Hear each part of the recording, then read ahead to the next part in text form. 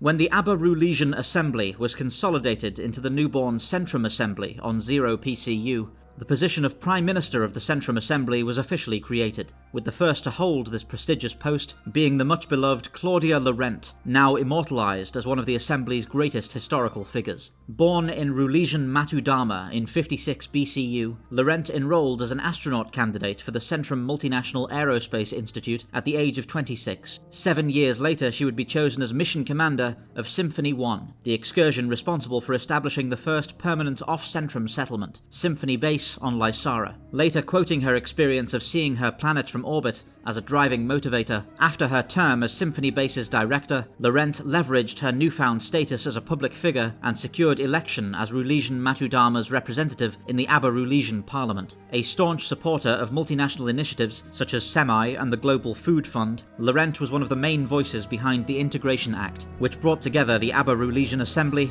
Tunjadi Creed, and several smaller, still enduring independent nations as the Centrum Assembly. As a popular figure among her fellow members of Parliament and the general electorate, Lorent later secured leadership of the Centrum Unificationist Party and confronted the Civic Formalist Party in a dramatic general election, in which she secured a majority success and became the first Prime Minister of the Centrum Assembly. Her first and only term is well regarded as a steadfast, careful one, deftly retaining her image as the charismatic public face of the nascent Assembly while allowing her strong cabinet to iron out the final bureaucratic hurdles in the wake of unification. Despite public enthusiasm for a potential second term, Lorent instead chose to step aside and support her own Chancellor of the Exchequer and friend, the Right Honourable William Walsh, in his own bid for election. With Lorent's endorsement, Walsh would go on to become the second of the Assembly's Prime Ministers and the leader who would carry the Assembly through its first great trial, the Abyssinian Commerce War. To this day, it remains a popular discussion among historians to postulate how a second Lorent term might have proceeded and how she might have handled the conflict. Following Lorent's death in 46 PCU, she would be posthumously immortalised in the Grey Vigil, her exploratory background as a pioneer of astronautics making her one of the few prime ministers in history who qualified for such an honour.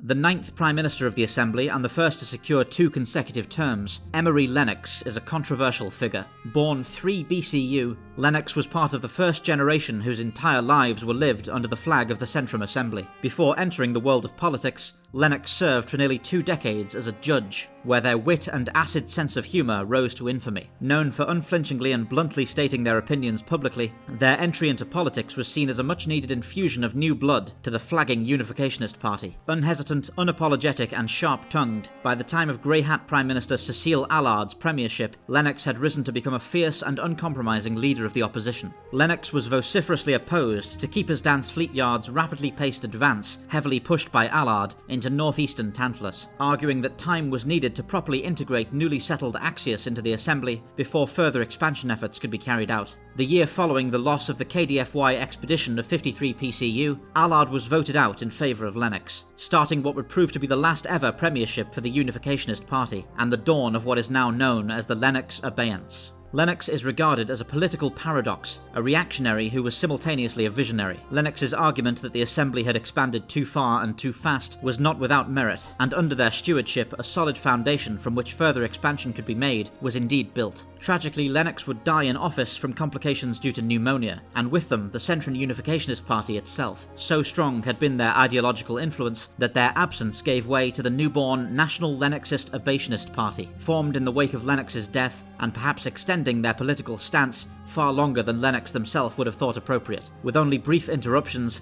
the NLAP would maintain a fairly consistent dynasty as the ruling party of the Assembly for almost a century, heavily forestalling further expansion and exploration, developing increasingly insular and domestic policies, and facing slowly building discontent with their stagnancy, particularly from the large grey hat voter base, who value Centrum's exploratory traditions above all else. Holding the record for the longest time in office, with 3 terms from 210 to 234 PCU, Abbington Xander also holds the questionable honour of being perhaps the Assembly's most controversial PM. A long-standing member of the Civic Formalist Party, within a few months of his taking office, the Mauritians succeeded in ending their exile and sending a fleet to recontact the Assembly. Seizing this opportunity, Xander launched a public campaign of recontact and reintegration with their lost brethren. When the Mauritians politely declined reintegrating into the Assembly, Xander was faced with a difficult situation. The current serious economic downturn across the Assembly gave the Mauritians and their powerful drift economy enormous leverage, so it was clear to many that attempting to force the Mauritian freehold to give up its independence and rejoin the Assembly could be disastrous. Recognizing this situation could only end with continued Mauritian independence, Xander relied on his extraordinary skill in dealing with the media to spin this turn of events as a good thing, building the notion that the Mauritians were to be gifted their self-governance by a magnanimous Centrum Assembly in recognition of their survivalist spirit, and heavily pedestaling the supposed benefits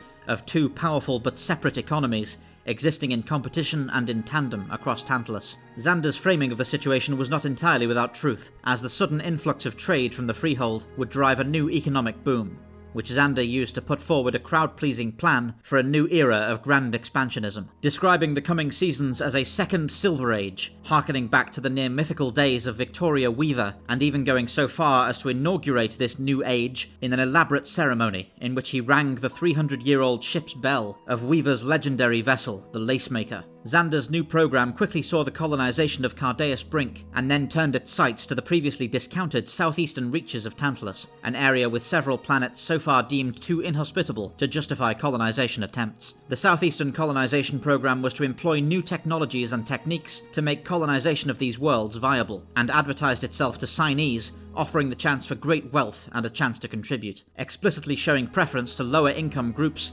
historically those of non-Abyssinian or Rulesian cultures, in its recruitment drives for prospective colonists, on the basis of providing them much-needed opportunities. The initial popularity of his colonization project and fruitful trade relations with Mauritia easily secured Xander a second term in office, but the reckless overextension of his government in southeastern Tantalus gave rise to dissenting voices, chiefly in the form of the minor Frontier Union Party, newly created by the developing colonists to represent their interests in Parliament. Riding the coattails of the Mauritian trade deals, as well as grand romantic ventures like the Diamantina expedition to the outskirts of Cardaeus, Xander once again secured re-election, despite a growing vocal opposition against him. His third and final term would be a rocky one, with the problems in the frontier colonies becoming sharply apparent, and an electorate increasingly disconcerted with how entirely reliant Xander had allowed the Centran economy to become on external Mauritian support. Contempt would continue to rise, eventually coming to a head in a failed attempt on the Prime Minister's life during a speech on the Abacross in 231 PCU. His lengthy time in office at last came to an end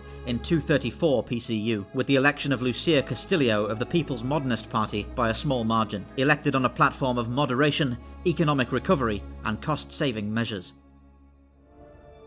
Thank you for watching. You can get the Sojourn through various distributors, all of which are accessible through www.thesojournaudiodrama.com. You can also get the series through Patreon, where you'll be able to access various bonus features, including our visual dictionary, Guinevere cross-sections, and anthology shorts. Remember to join us on Discord and get regular updates on all upcoming Sojourn releases. All the related links can be found below this video. Fair winds.